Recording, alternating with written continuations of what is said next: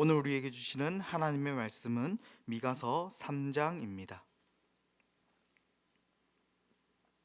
구약 성경 1292면에 있는 미가서 3장 1절에서 4절의 말씀을 한 절씩 교독하시겠습니다. 내가 또 이르노니 야곱의 우두머리들과 이스라엘 족속의 통치자들아 들으라.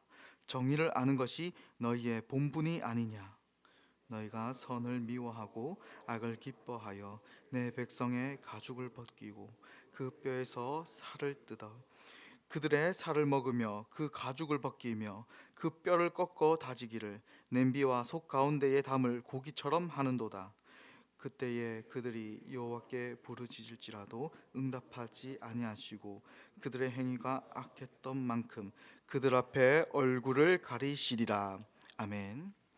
어제 우리는 미가서 2장의 말씀을 통해 우리 앞을 막았던 성문을 부수시고 길을 내시는 하나님을 만났습니다. 그 하나님은 결코 자기 백성을 포기하지 않으시고 안전한 초장으로 인도하시는 선한 목자이셨습니다. 그런데 우리가 방금 읽은 이 미가서 3장은 그 선한 목자 되신 하나님의 통치와는 너무나 다른 유다의 지도자들의 모습을 볼 수 있습니다. 미가 선지자는 당시 이스라엘의 지도자들을 향해 아주 매섭고도 이 근본적인 질문을 던집니다. 1절 하반절입니다. 정의를 아는 것이 너희의 본분이 아니냐.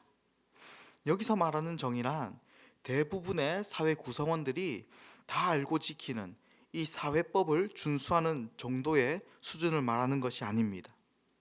특히 1절에서 야곱의 우두머리들과 이스라엘 족속의 통치자들이 지켜야 하는 수준은 바로 실질적으로 어제 우리가 보았던 그 하나님과 같이 앞장서서 막혔던 성문을 돌파하고 보스라의 요새와 같이 푸른 초장으로 인도하시는 자기 백성을 목숨 다해 돌보는 그런 하나님의 수준을 말합니다. 그런데 당시 유다 지도자들은 자신들의 본분조차도 잊어버렸습니다. 미가는 그들의 영적 상태를 아주 직설적으로 3장 9절에서 이렇게 표현합니다. 야곱 족속의 우두머리들과 이스라엘 족속의 통치자들 곧 정의를 미워하고 정직한 것을 굽게 하는 자들아. 그들이 가진 이 마음의 태도는 선을 미워하고 도리어 악을 사랑하는 것이었습니다. 하나님의 백성이라면 마땅히 하나님의 정의를 사랑하고 악은 모양이라도 버려야 하는 것인데 그 중심이 지금 완전히 뒤집혀 버린 것입니다. 평화의 시대에 착하고 품위 있게 사는 것은 누구나 조금의 의지만 있으면 가능합니다.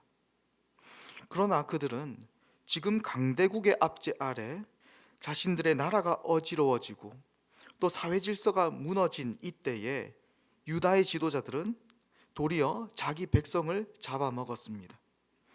그 죄악의 결과가 얼마나 참혹했는지 미가 선지자는 우리가 듣기에 민망할 정도로 자극적인 비유를 듭니다.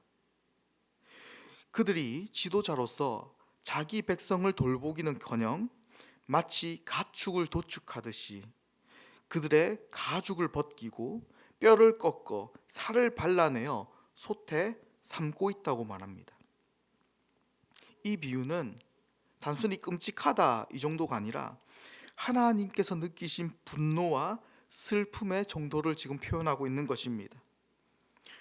당시 이 유다의 지도자들은 가난한 백성들의 집과 땅을 빼앗고 심지어 전쟁을 피해서 온 이 피난민들의 겉옷까지 빼앗았던 것을 하나님께서는 그들의 가죽을 벗긴다고 표현하신 것입니다. 너무나도 가슴 아픈 일이었습니다. 그러한 이들에게 하나님은 지금 이렇게 엄중히 경고하십니다. 본문 4절을 보시면 그들이 고통의 날에 하나님께 부르짖을지라도 하나님이 응답하지 않으시고 오히려 그들 앞에서 얼굴을 숨기겠다고 경고하십니다. 성경에서 하나님께서 얼굴을 숨기신다는 것은 큰 재앙을 의미합니다. 더 이상 그들을 돌보지 않으신다는 것이고, 그들이 아무리 고통 가운데 하나님께 열심히 부르짖을지라도 철저히 약육강식의 이 원리가 지배하는 세상 속에 그냥 내버려 두신다는 것입니다. 여기서 우리는 반드시 기억해야 할 한 영적 원리를 발견할 수 있습니다. 하나님이 그들의 기도를 듣지 않으시겠다고 하신 것은 그들이 기도를 하지 않아서가 아닙니다. 또한 기도를 길게 하지 않아서도 아닙니다. 하나님이 그들을 돌보지 않으신다는 것은 바로 하나님의 자녀들의 삶에서 정의를 버리고 이웃의 눈에 피눈물을 나게 하는 자들에게는 그들이 아무리 하나님이 필요한 때에, 고통의 순간 가운데 하나님께 간절히 부르짖을지라도 하나님께서는 외면하시겠다는 것입니다. 정의를 버리고 이웃을 착취하는 삶에서 드리는 기도는 하나님의 뜻과는 어긋나기 때문에 하나님께서 결코 응답하지 않으신다는 것입니다. 하지만 반대로 우리가 말하면 우리의 기도가 하나님 앞에 막힘없이 상달되는 비결도 우리가 알 수 있습니다.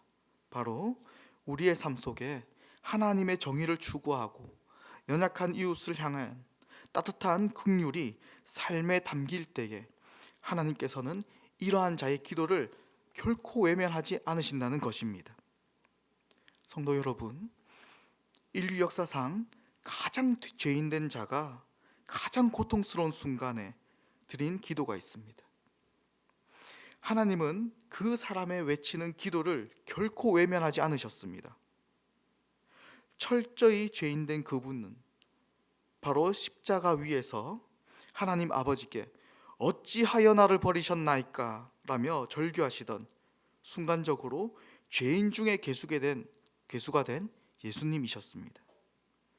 율법의 원칙대로라면 죄인은 결코 하나님 앞에 나아갈 수 없습니다. 죄로 얼룩진 자의 기도는 받지 않으십니다.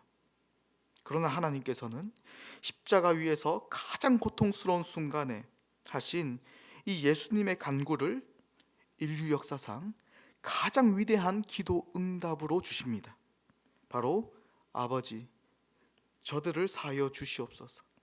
자기들이 하는 것을 알지 못함이니이다 라는 그 예수님의 읊조리는 기도에 인류 구원이라는 가장 위대한 기도 응답을 하나님께서는 주셨습니다. 자기를 희생하여 남을 살리는 삶이 담긴 기도는 하나님이 결코 외면하지 않으시는 가장 향기로운 기도였기 때문입니다.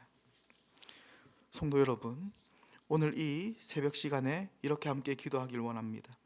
하나님, 오늘 우리의 삶이 하나님의 의와 평강과 희락을 이 세상에 주는 가장 향기로운 삶의 기도를 드리길 원합니다. 새벽부터 간구하며 기도한 이 기도의 소리가 단지 공허한 메아리가 되지 않도록 하여 주시옵소서. 먼저 우리의 삶에서 정의를 세워 주시옵소서. 그리하여 우리의 아주 작은 신음조차 하나님께서 들으시고 하나님의 얼굴을 비추시는 복된 삶이 되게 해달라고 기도하시는 이 새벽 시간이 되길 소망합니다. 기도하겠습니다. 놀라우신 삼위 하나님, 오늘도 우리를 하나님의 시간 안에 불러주시고 말씀으로 우리를 새롭게 하시니 감사드립니다. 우리가 주님을 닮기 원합니다. 선을 사랑하고 연약한 자들을 먼저 돌보시는 그 거룩한 삶의 길을 걷게 하여 주시옵소서. 우리의 삶이 자녀들에게는 살아있는 신앙의 간증으로 물려지게 하시고 우리가 머무는 곳마다 하나님의 정의와 평강이 흐르게 하여 주시옵소서. 의인의 기도를 들으시는 주님, 우리의 모든 기도가 주님 앞에 막힘없이 상달되게 하여 주시옵소서. 우리의 삶이 하나님께서 얼굴을 가리시는 심판의 삶이 아니라 간절한 부르짖음에 즉시 응답하시고 그 환한 얼굴빛을 비추어 주시는 삶이 되게 하여 주시옵소서.